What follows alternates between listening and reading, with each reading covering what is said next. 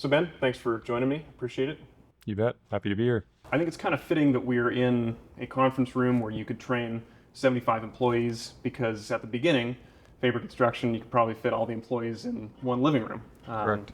And here you are 30 some years later, and you're one of the largest employers in Whatcom County. Tell me, how did that happen? How did it go from, building barns back in the day to where Faber Construction is now? Yeah, how did it happen? Well, I think, yeah, slow and steady executing on a vision. I think, magically one day you look back and go, wow, you know, how did this come about? But it's really all about executing on that vision and surrounding yourself with great people. And I think the results of that speak for itself. So when you were 7 years old, is that right?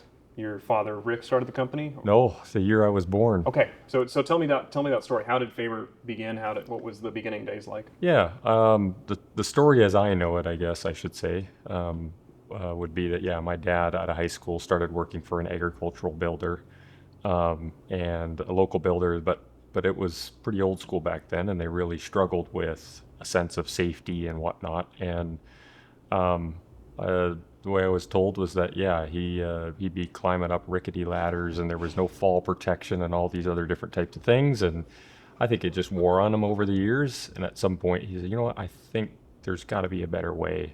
And so I think it was, yeah, 86 when I think that started to formulate in his mind. And then in 87 is when he kind of struck it out on his own, I think in February. And um, I believe started out on his own at first and then slowly pulled in my uncle at the time to be another. Essentially, the partnership was formed then shortly after, and got a break in a couple local farmers said, hey, there's a new kid on the block and let's give him a shot. And it kind of grew it from there. What was your perspective being just a kid back then, watching your dad go and do this, watching your mom support him in this? What was that like, just watching from kind of the inside, but also Yeah. like you're not involved in the company yet? Yeah. Um, so much of my thoughts around my dad starting it up were formulated and have evolved over time. I would say that my dad was relatively distant as a young kid, and that had all to do with, you know, building a business and surviving. And so looking back, you don't think of it that way, I guess, originally. We weren't really that well off. It was hand-me-down clothes and knitted clothes from grandmas and whatnot. And um, but I did notice that my dad was always busier than, say, other kids' dads. It was always, if we wanted to hang out with my dad, it would have to be on a Saturday on a job site, for example, or he'd always be coming home halfway through dinner or at the end of dinner, those types of things. And you don't really connect the dots until a little bit later. And I think my dad would tell you the same thing, that, you know, it's all trial and error. It's not like everybody has it all figured out from the very beginning. Um, but I think as my brothers and I started to get older and into sports more, and he found activities and areas to inject himself kind of back in and try to course correct, I guess, for lack of a better term, and realize, oh man, my kids are growing up. I need to, you know, be more engaged and all those types of things. And yeah, I think that just shows the humility of it all, to know that, hey, if you've got some self-awareness and whatnot, that it's never too late to adjust the strategy. And so we spent in our early teens and whatnot, and many hours out on the lake. We built a cabin out at Lake Whatcom together, and he found other ways to get, you know, quality family time where I would say, yeah, that was a bit more of a struggle when you build a business. So I don't think that's too much different today, but yeah, that's my perspective of it. How has that influenced the way that you approach the business? Where here you watched your dad, he's working on the business because there's always something to be done. Always. Now you're the guy running the show, and there's always something to be done. I know you have a family. Hmm. How has that influenced the way that you approach work and family? I think just being aware of it. If you're not learning from your predecessor, there's something wrong. We still have the same genetic makeup, believe it or not, but and the same natural tendencies. I think being aware of it, acknowledging it, yeah, and course correcting and being sober about what's working and what's not working. I would, I don't know if we'll get into it a little bit later, but a lot of early in my career, I took the same path. When I first got married, economically, it was a real struggle. I did ridiculous hours, but it took a toll on my marriage and health and all sorts of different things. And I felt there was lots of different reasons why I did what I did, but I did know that I made a commitment to my wife when she became pregnant that no longer, I will be putting those types of hours in the way that I was doing it, and committed to, being home at 6 o'clock every night, no matter what, for dinner. And I've held true to that. So it's about, acknowledging it, making those adjustments and following through on it and keeping yourself in check. So really. What's been the price of success for you? Where on one hand, you become more successful, and that means, okay, now you get to work more. And you get more opportunities, but that means, maybe you're spending more time at the office. And at some point you have to say, okay, and it sounds like you did, enough's enough. You'll come home at 6. There's still going to be a lot of things on the to-do list. They're going to have to wait till tomorrow. Yeah. I would say in general, so much of business is delayed gratification. I think you would probably see that too in building your own business. Right. If you're in it for a quick fix, it's you might get glimmers of that. Yeah. But I think the slow and steady, knowing that success will come over time, that to me would be my biggest focus. I think what people struggle with is, the with maturity, you do learn how to deal with stress and pressures a lot more. There's times where decisions or bad things happen, or a project goes sideways and you really struggle with, what to do with it, or you've got to let a long-term employee go or something of that nature. And I would wear that for weeks, months, early in my career. And those type of things still affect me, but I process them differently or faster.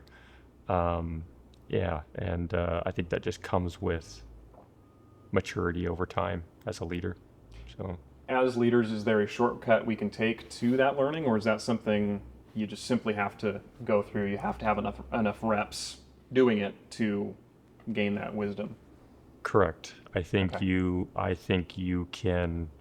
The sooner you get into more of a management leadership position earlier in your career, the better off you are for a long-term career. And so while I guess going back to a little bit of the long hours you put up when you first started your career, there's elements of that I would regret, but the vast majority I don't regret, because it shapes you who you are. You start to know your limits. It gave me, a lot more reps than an average person that wasn't doing that, but it's not sustainable. The more that you do it, it's an exercised muscle, like anything. And it is about the reps. Yeah. As we're approaching Thanksgiving, I've been thinking about you, just because at the Thanksgiving table, you're going to be sitting across from people that you work with every day. This is a family business. You bet. What has that been like for you? Working with family, you're going to be seeing them on the holidays. What's that dynamic like? How have you been able to, have healthy work relationships, but also healthy relationships outside of work? Yeah. We were pretty deliberate when we formally became business partners, a handful of years ago, that our family dynamic was way more important than our professional dynamic. And we've seen other businesses in the area or partnerships, whatever it might be, that have fall apart over some of the silliest stuff. And I remember when we were signing documents and kind of going through and chatting amongst ourselves and our spouses, we all said that, hey, if we're not a right fit for the role, maybe the title that we carry or what we're doing, if something goes sideways, whatever it might be, we've always said, if we cannot sit across at the dinner table on a Sunday night, break bread, say grace, if we can't do that, it's not worth it. Yeah. and we're more than willing to take a step sideways, a step backward, if that's what the group, consensus was to do. And we kind of committed to do that so that we knew that it wouldn't, our professional environment wouldn't bleed into the personal. Too many horror stories of others really made sure that we had conversations around that to do what we can to soften that, I guess. And when conflicts do arise, is there a central vision you're working towards? How do you make sure that you stay aligned, that you are able to come to a consensus about, hey, we may have a disagreement here, but here's what we're working towards? What has that been like? Yeah, I think the biggest thing is early in our career, in my career too, is that we started using different business operating systems, things like EOS, entrepreneurial operating system, and traction, or lots of different names for it. There's a few variations of that, Yeah. but really, they all point towards the same thing. What's your vision? What are the goals along the way, and the steps and the peaks along the way to be able to get to that spot? And when you spend a few days together as managers and as visionaries to try paint that picture and paint those or get those milestones on paper, that's the biggest aligning document that you can have, and that's your time to say your piece and voice your opinions and hash through it and have healthy dialogue and healthy conflict for that matter. And so that's that guiding document that you end up utilizing along the way whenever there are issues, similar to what during that process you're also wrestling with core values and your identity, and all those things are great litmus tests to filter quality decisions. Yeah, I remember reading, I can't remember where I read it, but something about how in a group, if there's no conflict, that's not a sign of agreement, it's a sign of apathy. Yes, correct. There has to be healthy conflict, there has to be, Yep, some kind of struggle because it means you care. correct. Yeah. And generally family doesn't have an issue with with that, which is great. Yeah. And one of the themes in our annual meeting that we talked about, I forget the author's name, but the book's called Radical Candor, and it's the same concept. You need healthy, good dialogue. I love it when things get a little amped up and people dig into positions and go toe to toe on stuff. I think it's fantastic. I think where I draw the line is where it gets disrespectful or all these other different types of things. But healthy dialogue and conflict is it's not something you should be shying away from in business. Based on what you just said, one of the things that you mentioned to me, this was your softball summer barbecue. It's probably 2 years ago. And I remember it clearly. We were talking and you were about to go play softball, and you said, the longer I'm in this business, I realize I'm not in the construction business, I'm in the people business. What did you mean by that? I mean, I kind of think I know what you mean, but Yes. tell me, what has that realization been like, and what has it been like to work more and more with people? Yeah. Well, I think you go into business with different ideas of what, from the outside looking in, and you'll reformulate what that looks like again over time. And I thought originally I was getting into construction to make money and provide for my family, and pretty, not very noble, just pretty simple, straightforward. And, I fell in love with the trade. But then, throughout the years, as you scale and as you grow, you're not swinging a hammer anymore. You're not doing any of that. Yeah. Really, you're assembling teams, Yeah. and putting the right people together to execute, and build a project. And there's many days, that you realize the more you contemplate over it, you're just working with people. They're with all their strengths and with all their weaknesses, and I think at times can be, very disappointing, and at other times probably the most rewarding you'd ever get. And so, I just realized that while I have a technical skill set, and a number of us do, and we all come from the same background in that regard, we truly realize now in our position it's about people, and really about serving people. It seems whether you're working in construction or software or what have you, you're going to be dealing with people. You're going to be working with people. What has been something you've implemented, or what cadre of things have you implemented that have really been helpful in your working with people, understanding people, meeting people where they're at? How have you learned to be a better manager, or you know, somebody who works with people? Yeah. I think the biggest thing is going back to writing your playbook. Uh, you really need to know what you stand for, and you need to be vocal about what you stand for and why. That kind of does two things. It filters people that come in the door when you're very transparent about that during an interview process, or what you publicize, or through an RFP or an interview process with an owner or agency. Um, yeah, there's already, everybody knows right off the gate, you know, what you're about. They self-filter, for example, on employees. They're not going to apply here if they don't align with your values, and that's a good thing. Yeah. Um, and also when issues or things come up, once they are employed, for example, you already have a benchmark to test against. Hey, there's a misalignment here, those types of things. So I think, yeah, if you're open and transparent about those things, they're either those clients or those employees, they're not going to be around here.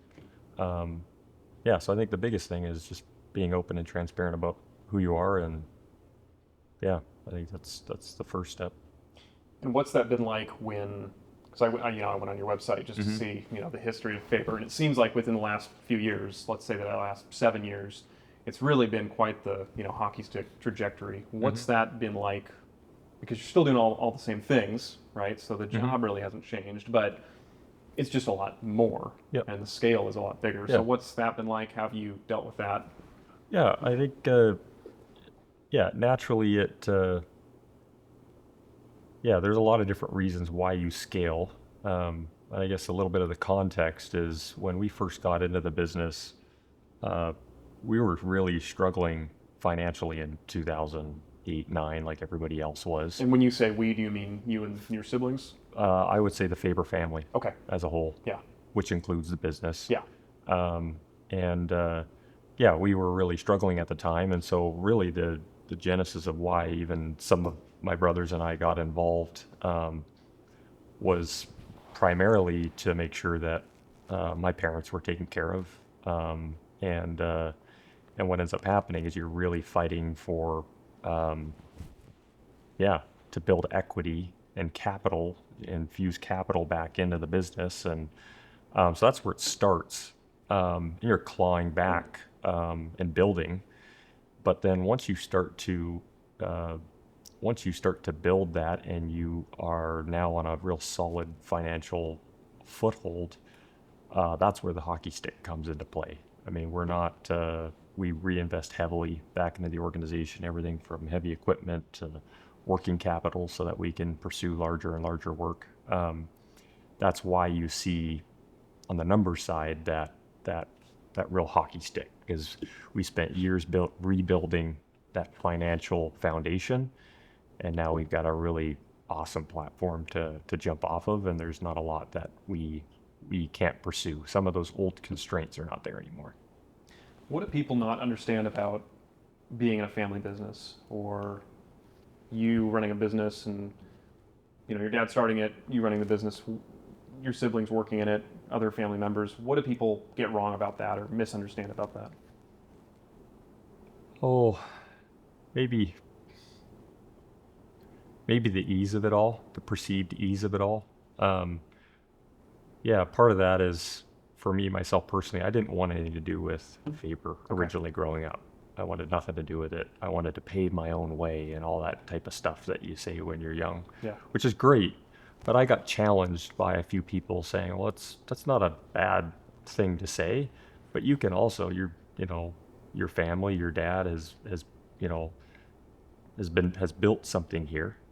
You can still scale and grow it. There's opportunity there. It doesn't mean that you're flying your dad's banner and under his wing the whole time.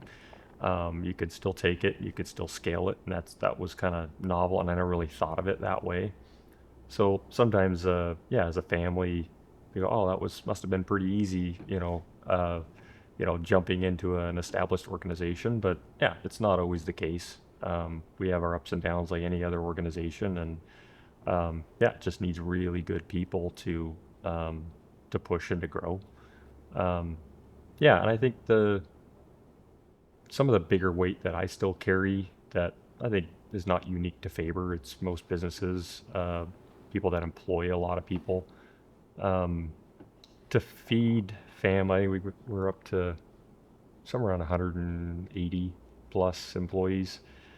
Those are a lot of mouths to feed. Yeah, That's a yeah, lot of work to put on the table. And if you multiply that out by spouses and kids and right. whatnot, yeah, it's, you know, you don't often reflect on it, but you go, wow, that is you know, we need to keep work in front of these people. Yeah, And, uh, and so those are the things that, again, you learn how to wrestle with that more and more as time comes. But yeah, over $1 million in payroll a month, uh, you really need to be on top of your game. Yeah. And as you grow, yeah, you've got to make sure that you maintain those original lean strategies as a business as you scale. And that could be tough to do. yeah, yeah. You suddenly take $12 million out of the economy in Whatcom County, over the course of a year, and people feel that. Mm-hmm. Yeah. How do you deal with that? Because I've been just thinking about you leading up to this. Like, how do you deal with that? The weight of that. Like, it's probably on one hand, like, wow, what an honor to be able to Mm-hmm. serve these people, because I know you've got Yeah. very much a servant's heart, and that's why I wanted to talk to you. Yeah.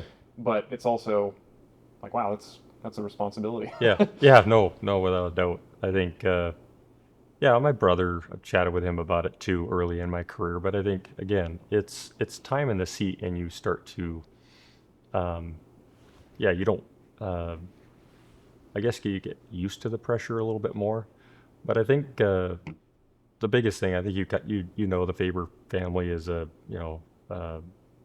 got Christian, values. We're all, you know, been been a Christian our our whole life, and we really filter a lot of our decisions and what we do through that worldview. And um, I think really when you boil it all down to it, is that whatever happens, I'm not the one writing the script.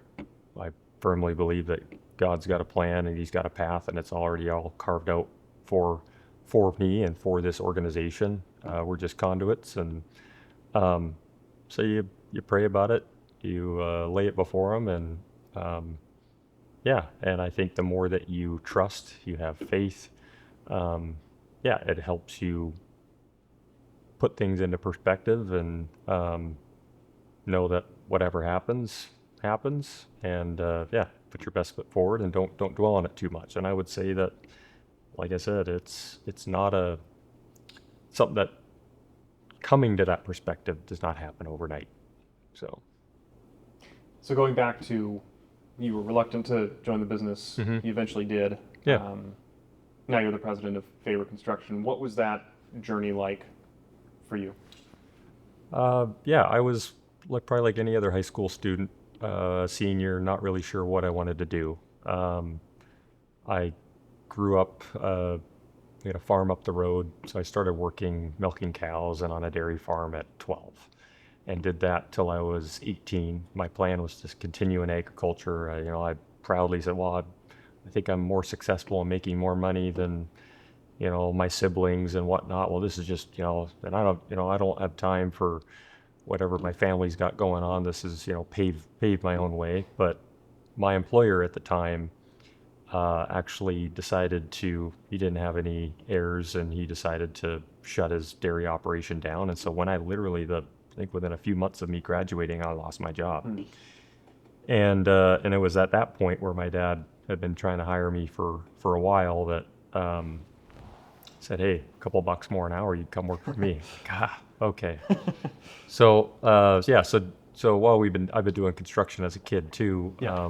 Went full time into the trades at that point, and then eventually you just fall in love with the job. I mean, he did a really good job of introducing me to just grouting catch basins to yeah, framing, concrete, pre-engineered steel, all the above. I got to touch a lot of different parts of construction and got to work with a lot of different people, different styles within the organization, which really helped me. And just built a love for what we do.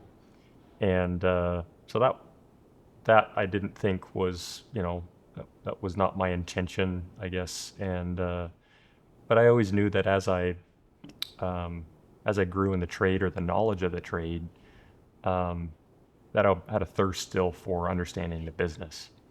And so I think it was about 6 years or so that I spent out, out in the field.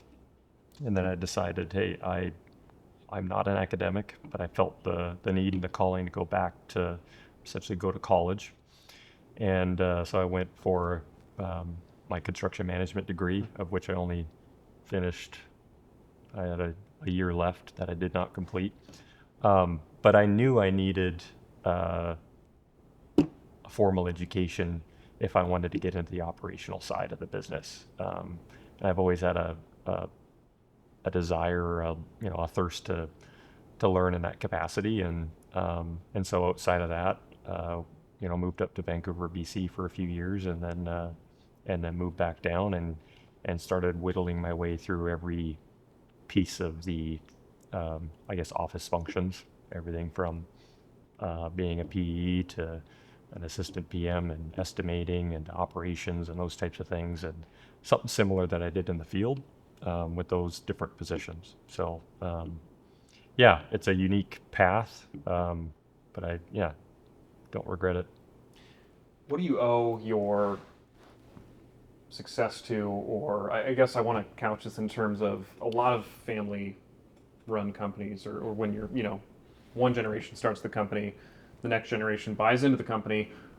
A lot of times that next generation just drives it into the ground. But it seems like you've really taken the baton from what was built, by the previous generation, and you've really ran with it and turned Faber Construction into, so much more than it had been. And here you are, you're bidding on these huge projects you probably couldn't have dreamed of 20 years ago. Yes. So what do you owe that success to, where, Rick built it to this level and you and the others are taking it to this next level? Yeah, I think the ownership group that we have right now, meaning the second generation,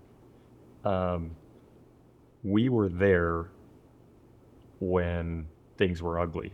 And by that, the context is that in the early 2000s, that was my dad's high. We were developing, we were doing a lot of big design build, the economy was booming. My parents or family were well off and well taken care of. And it was almost all lost by 2008, 9, and whatnot, and just brought us to our knees entirely. Well, we were there when that happened, from the highest high to the lowest low. Yeah. And when we sat down as a family, my parents are very fiscally conservative, on the personal side too. And so we sat at the table and they said, well, what are your thoughts? Should we double down in the business? Do we want to all do different things, or what are our thoughts? And my brothers and I were kind of looking at each other going, well, there's really not a whole lot else to do. This is what we know. Yeah. So my parents, remortgaged, took a line out on their house, sold a bunch of some recreational property, infused all that cash back into the business. We seen the toll that it took on them when they should be thinking about slowing down or retiring. I seen my parents double down.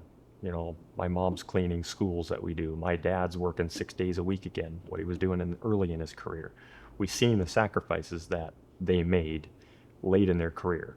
So I think my brothers and I, seeing that and wore that very personally, and drove us to go, no, we're taking care of them. This shouldn't be only their fight. So that was probably the biggest driver as to why we pushed the way that we did, so we could see them move on to the next phase of their life and not have to carry the weight of running a business, the financial pressures of running a business. I don't think without the lows, we wouldn't have the perspective that we have, or the drive to push. Yeah. Do you think, and forgive me, I wish I could think of a better term, but do you think we need that fire under our butts to really do something great, and to see, like, wow, here's what the bottom looks like, to be able to aspire to work hard enough and work smart enough to reach the top? Yeah. Uh, Life, personally and professionally, you don't have a good sense of things if you don't have those lows, in my Yeah. opinion. That's why you have economic boom and Yeah. busts, and that's why you have, you know, birth and death in your personal life, right? Like Right. there's struggles. That's what life is, in my opinion. You're supposed to wrestle through it. You should be learning about those things, yeah, and how to navigate them. Um, is that the only way? Probably not.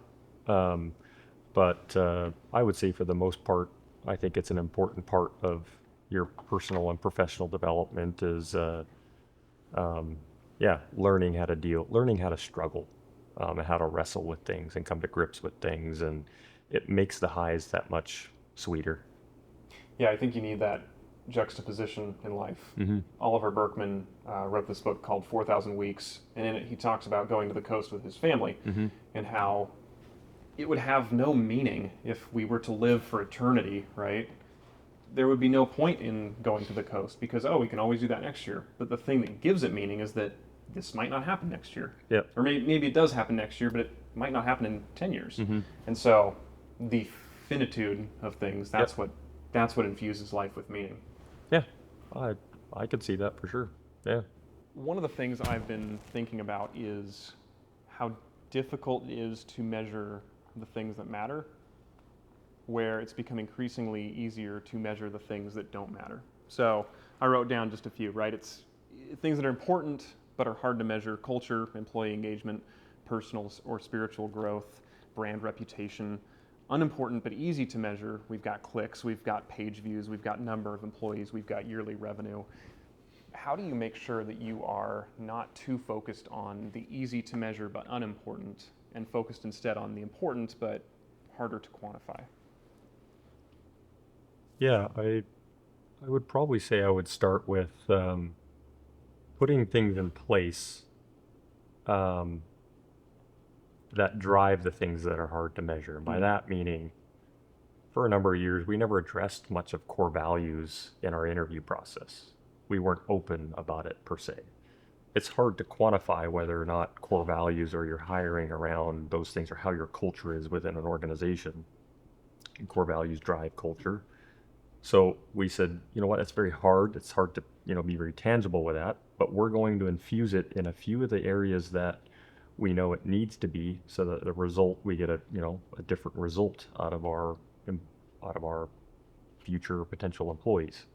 So I think making concrete decisions to be able to do that, I think was something you need to be very deliberate about.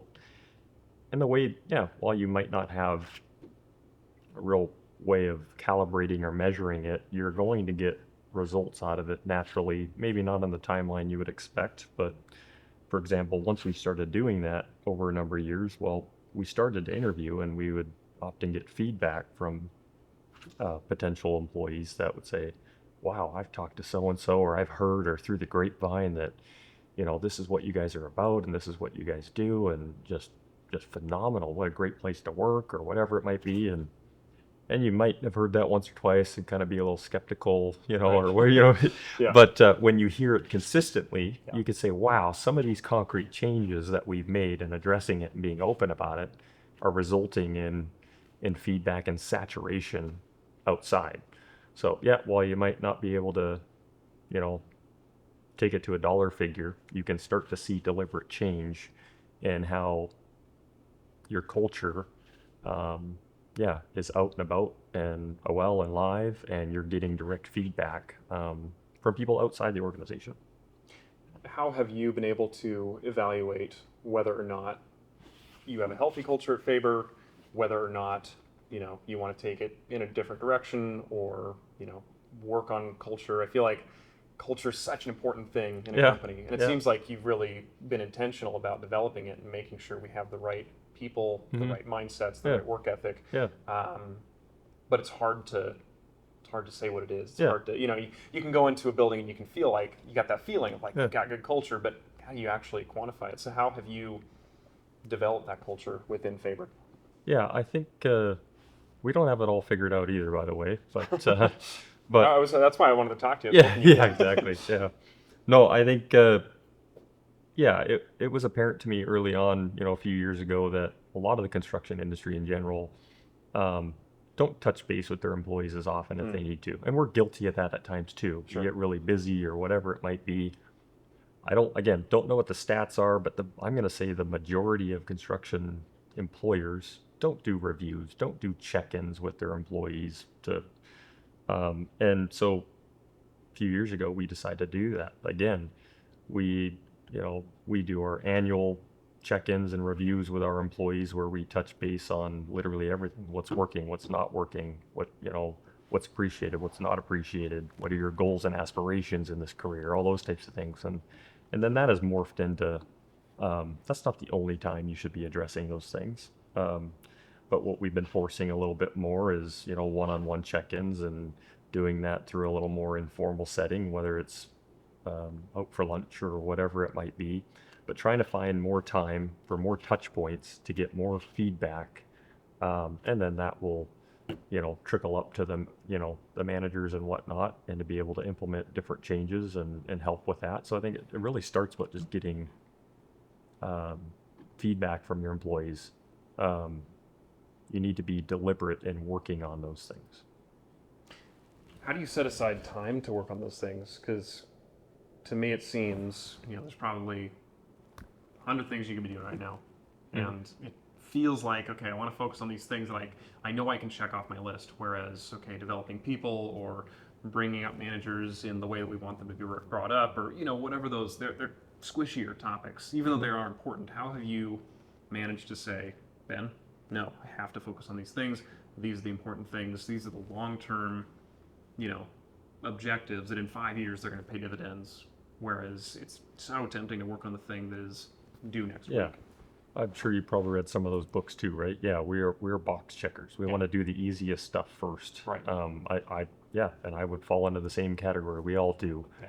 But I think again, failure of not executing, or the few times that you slip up, where I knew I should have touched base with that person, but you know what? Now they're gone, Yeah. and so failure in a few areas push you to reevaluate, which I think is, number one, really, important. Yeah, what again, we evaluate as managers when we do our annual planning and our reviews and our strategy for the year. Um, we felt, I think it was brought up even this past year, is like, we're not getting enough saturation and touch points within the organization, meaning we're spread too thin. And so, you know what? We ended up deciding to create, another layer of managers, so that way you don't have too many direct reports, or you need to be, again, sober about your workload, what you can reasonably get done within a day. And the strategy that took you to a certain point isn't the one that's going to Yeah. take you to here. And so, assessing that every single year, what's working, what's not working. And in our case, what we decided to do was put in more layers and help coach and teach managers all the way down um, our vision, our core values, and making sure that we're getting deeper inside the organization and not just lip service or surface level. So those were some deliberate changes we make, and again, we recalibrate every year to try different things. I like that example because it's taking something that is kind of difficult to measure, kind of fuzzy culture, but it's getting really tactical about, okay, how do we actually make sure that our culture is being taught in the correct ways, that it's making its way to people, that people feel seen, that they feel heard, because all of that is going to reflect on the overall culture. Yeah, So I like that. yeah, and it might have a fiscal impact to start, Sure. but you're planting seeds for the future. Yeah. Meaning it's more people to build off of. Yeah. And so, yeah, just believing that vision will carry through in future years, and the investment in your people, and um, yeah, the training and implementation of it all will grow fruit in future years. Yeah. As you reflect back on your time at Faber, are there any key, maybe failure is maybe the right word, or key learnings or key um, instances where you realized, oh, okay, this is kind of a light bulb moment of like, okay, I'm not going to do it like that. I'm going to do it like this. Uh, yeah. could speak to a lot of different failures or scenarios. Yeah. But yeah, I think I'll take it on a more positive spin, I Yeah. guess. One of our local projects that we did a few years ago, which took a really sad spin and turned it real positive, was the construction of the Sumas Elementary School. Yeah. So I don't know if you know, but we grew up in Sumas. Yeah. So it's our hometown. We aggressively went after the elementary school there and landed it, started building. We were really excited. Nooksack School District has been phenomenal to work with, and but then we had that major flood that I don't think we've had in, I don't know what it was, Yeah. 100 years. yeah, I don't know what, Yeah. many years. Yeah. And got to the point where any material that we had on the job site pretty much floated out to Canada. And Wow. yeah, and so it was a really ugly situation. Yeah. I don't ever, we have a lot of different types of insurance within construction, and builder's risk is one of them, and trying to deal with insurance claims around flood and all Yeah. those types of things is a very unique scenario. Yeah. And what you're going to get reimbursed for and whatnot, and let alone, it's an active school, Right. right next door, and that school is flooded, and working with the district and trying to salvage what they can and relocating kids, and let alone trying to finish up the school that we're building for them. But it just really, I guess where I'm getting at is, had a major impact in the sense of how real the work that we do is. Yeah. Meaning, like, we think we're just in there to execute on a contract, build a building, and move forward. But again, we're dealing with people. We're dealing with local taxpayers that send their kids to Yeah. this school every single day. They rely on everything that we do and how we do it, from phasing and scheduling and all those types of things to paying the bill through a school bond, right? So it really put it into perspective, and seeing just the amazing amount of support and people that helped out during that time, and how we could help out the community. And it just made a really lasting impression on myself, and I know a number of others within the organization, and taking something that was a real bad situation and made it real positive. And at the end of the day, the community rallied again, rallied together, and came up with solutions. And it was just a really um, neat thing to be a part of, I guess. Yeah. To be able to navigate, such a unique situation. Yeah. And to be able to give back to that community that you grew up in. And Yeah, exactly. Yeah, and it's just really hands-on. I mean, we had employees running around with boats rescuing people from Wow. homes and all those types of things. Yeah. It was unreal, to see it all unfold. And um, just looking back, again, a negative overall weather event, but turned out very, in my opinion, a real positive aspect of getting the community together. Did that change for you the way that you see your work, moving forward? Whether it's building a school where kids are going to learn, and you've got community members going there, or maybe it's Holden Village where there's going to be Yeah. communities are going to Yeah. gather together. Yeah. Did it change the way you see your work? Yeah, I mean, I'm a little more type A, so I'm a real transactional, real dry, Yeah. type of personality. And so, just an executor. Yeah. So really bringing life and personality and real world to what we do. I would say that was definitely a big reflection moment. And yeah, you have those epiphanies, or those moments here and there in your career, and I think that was one in particular. And and I think that's a healthy thing to reflect on. But it teaches us, or coaches us a little bit, to make sure that we look at it through that lens. No matter what client we have, you approach it from the same. We're all humans. We're all trying to get a building built. Yeah. And so don't take the personal element out of it. You could still care. These are real people. So I think that's probably one of the things I would reflect on Yeah. that. one of the things I noticed in myself, because I'm also pretty type A, is like, okay, you get some kind of win and you celebrate for 5 seconds, and then you're like, okay, get back to work. Mm-hmm. I think that's part of what has made me successful, probably Yeah. made you successful. Yep. But it's also, I think you lose out on such a part of life You do. that is Yeah. joyous Yeah. in that, where it's like, God, Taylor, take Yeah. an hour to celebrate. I don't know, go for a walk in the woods to celebrate, or Yeah. Yeah. go Yeah. buy yourself a coffee. Like Yep. it doesn't have to be any grand thing. Correct. But to acknowledge, like, wow, I just had my best financial year ever, or whatever the win is. Yeah. How can we be better about celebrating those wins, especially when it's not just us, right? It's Yep. you're leading a team. How can you make sure that you're celebrating people who are really doing an awesome job, acknowledging them, telling them Yep. what a great job Yeah. they're doing, how they've grown, Yeah. etc. Yeah. No,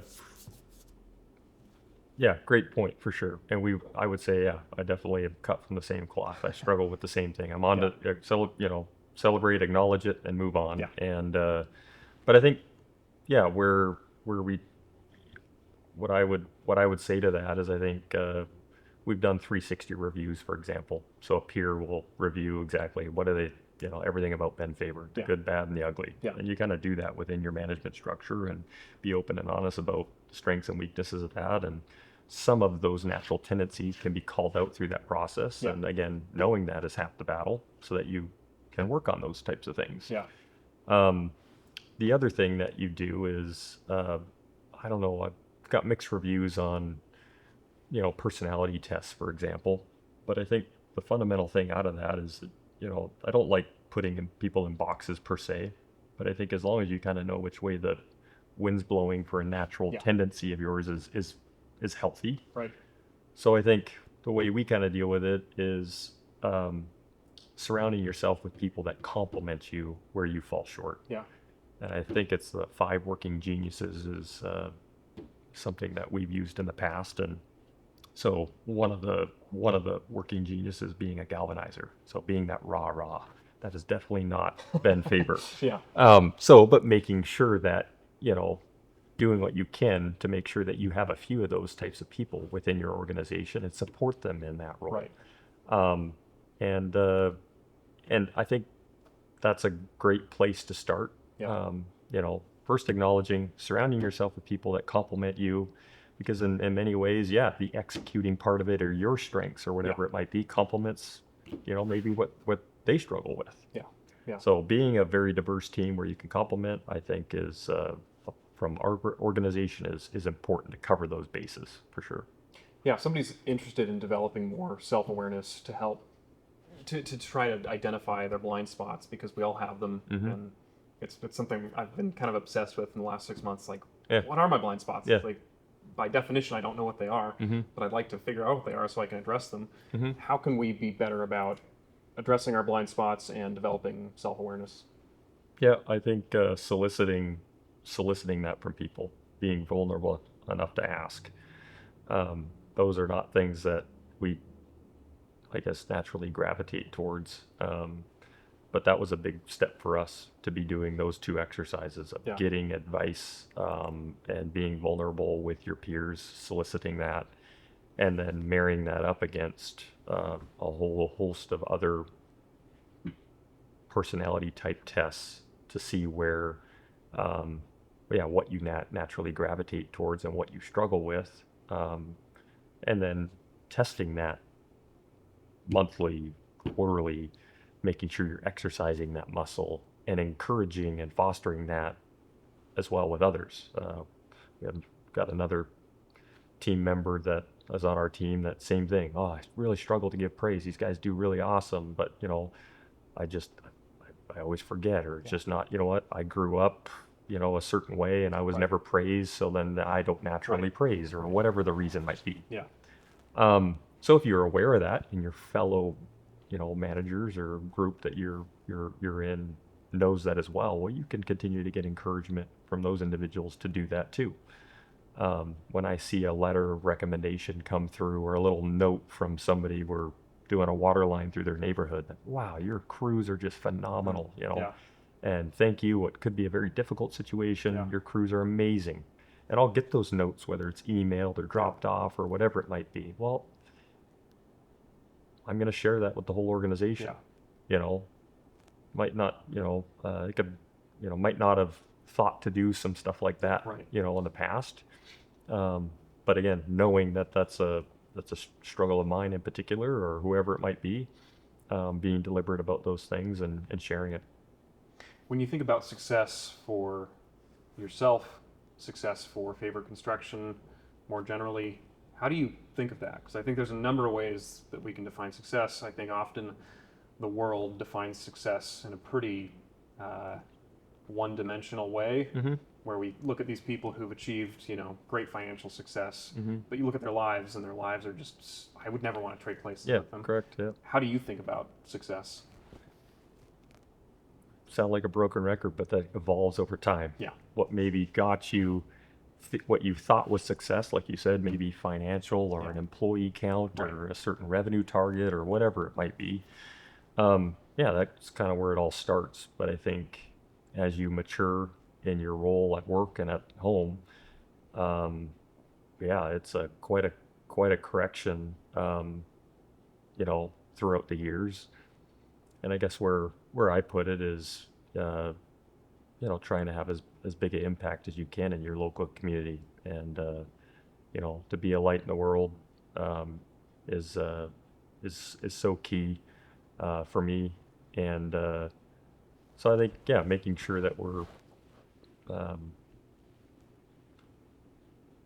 it used to be that work-life balance, for example, was quite a tagline and still is, but I've kind of shied away from that a little bit more in recent years, whereas there's the time for everything. There's a time to grind and push it out, but there's also a time to relax. And our industry is there's ups and downs, and so very similar on the personal front. I just want to make sure that I'm active in my church community, I'm active in our local Christian school, and be a good dad, be a good husband, all those types of things. And then just extremely rewarding putting food on the table for this many families. The wages that we pay in construction are, darn near 50% higher than your medium wage. And they're great paying jobs that we try to stay local, and that's just rewarding when you see, kids sign up in our apprenticeship program at 18 to making well over, 6 figures with a great retirement and all the benefits that come with it. And you see their little kids coming up, and it's that life cycle is just neat. Yeah. So neat. Not to mention they don't have any school debt. No debt, none of it. Yeah, exactly. Yeah, exactly. So you mentioned balance, and I think we tend to think of balance as, my day needs to be balanced between work, life. I need to fit in exercise. I need to get together with friends. I need to be a good parent. I need to, engage in some kind of spiritual practice. I need to all these different things. And for me, I've realized it's so much more seasonal than that. Like in the summer, I am just perpetually active, right? From sun up to sundown. In the winter, I'm probably going to sleep 9 hours a night, right? In the summer, maybe it's more like 7. Because I think that's how we're meant to live, is like there's a season to, there's a harvest season, and there's kind of a fallow season when there's just not much going on. And I think there's absolutely a season to just grind it out. It's probably going to be in your 20s, and maybe you're going to have a lot more balance in your 50s, and it's going to shift towards more relaxation.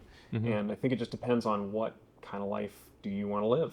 And maybe you can find a life where it's totally balanced throughout your entire life, and if somebody has figured that out, please good talk on to you. me. Yeah, exactly. Yeah. No, I agree. I couldn't agree more.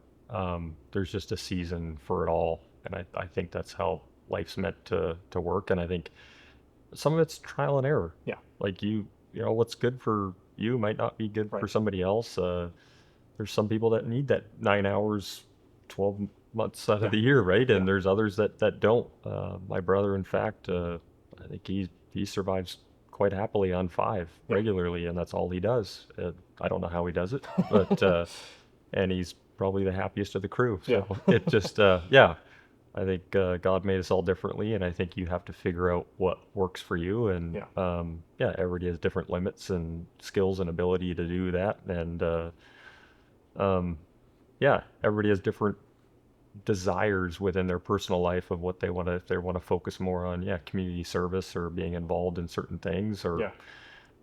or if it's, yeah, getting out on your mountain bike Yeah. and going to Galbraith, a few times a week or Yeah. whatever it might be. So, um, yeah, and life gets in the way. So, whatever season it is, if you're, getting married or having kids or whatever it might be, yeah, you've got to adjust. So, You and I chatted, and this was probably 6 months ago, just about spiritual learnings. How do you manage to fit that in? Because I think taking time to center yourself in something that's bigger than you is important.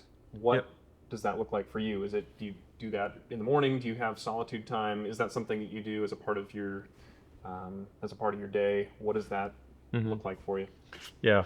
Well, same thing. It's evolved over Yeah. many different years, Yeah. but I guess if I had to boil it all down, um, we've always had a rule within Faber, no Sunday work. Hmm. It's been that way from the very beginning. It's that way now, and it will be that way as long as we're around. Yeah. Um, and so we know at bare minimum, our employees ourselves at least have one day a week where no, there's no work at all. Yeah.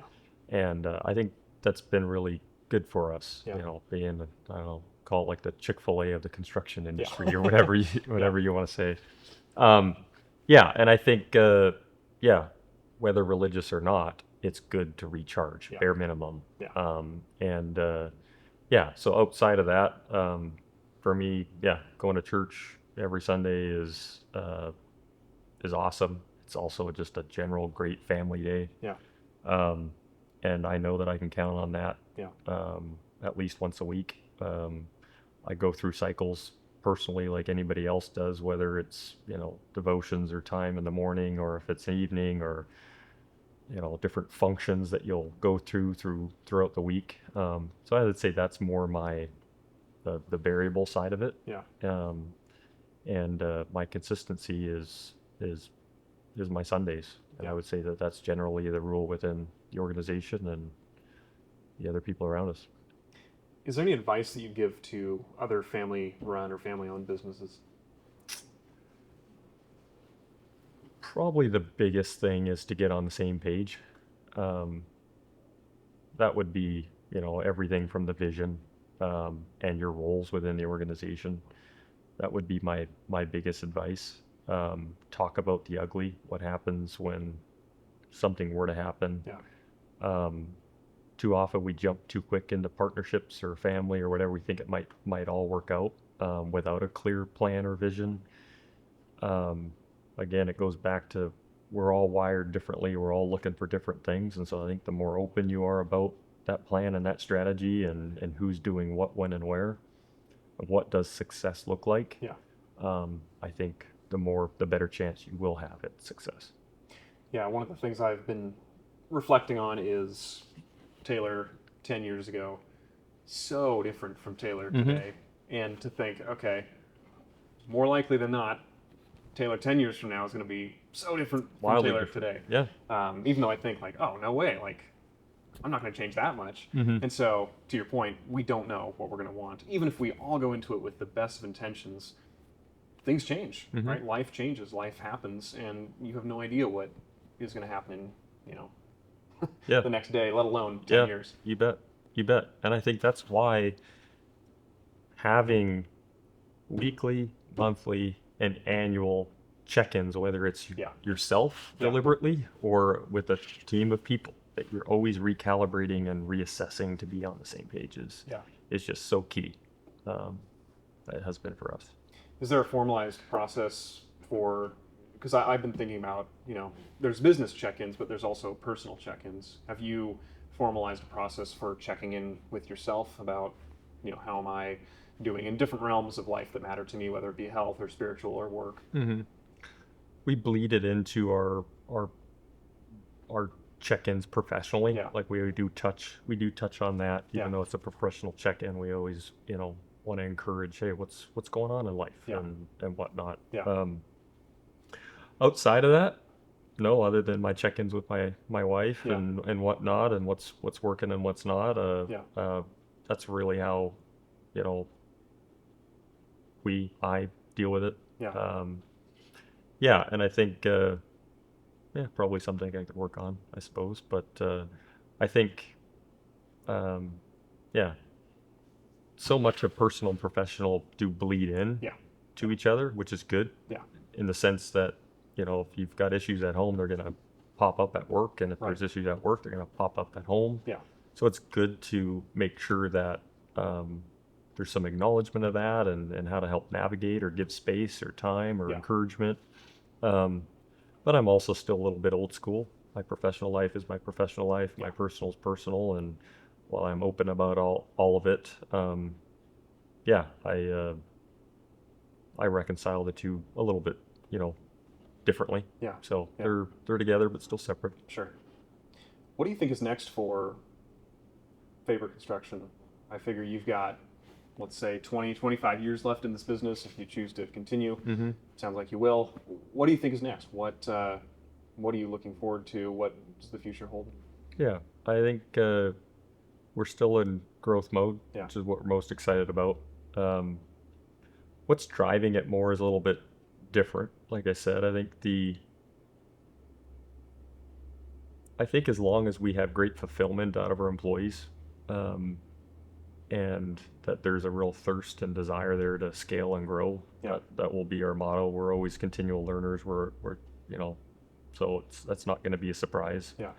I think you must grow to provide opportunity.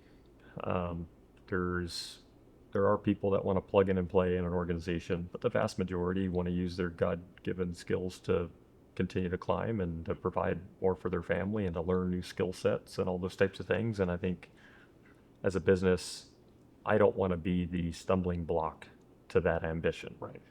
So by nature, then we need to continue to grow to allow more and more individuals to scale and be molded into, you know, the positions and types and responsibility that they want. Um, and there's alignment there with what we want to do as an ownership group.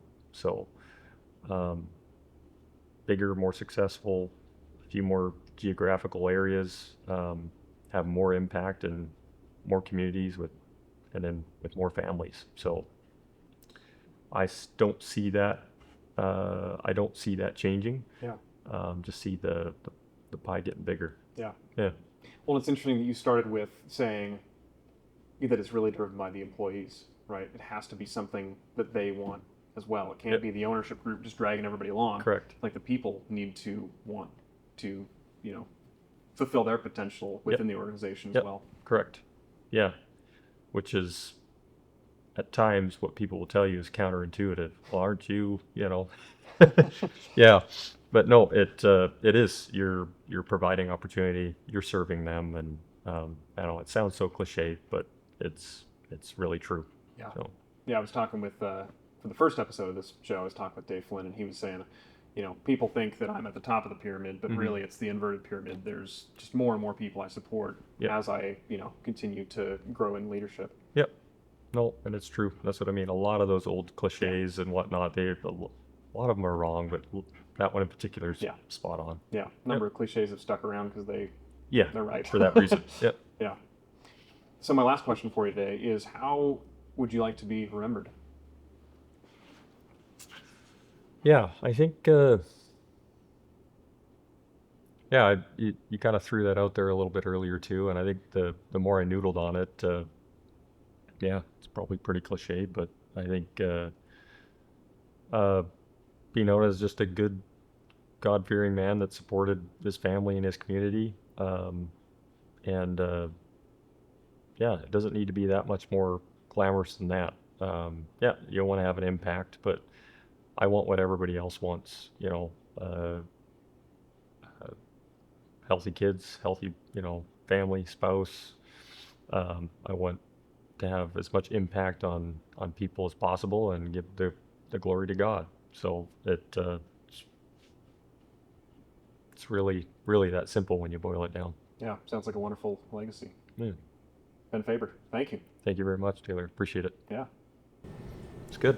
We did it. Yeah, Nice not work. bad at all. That was fun. Yeah.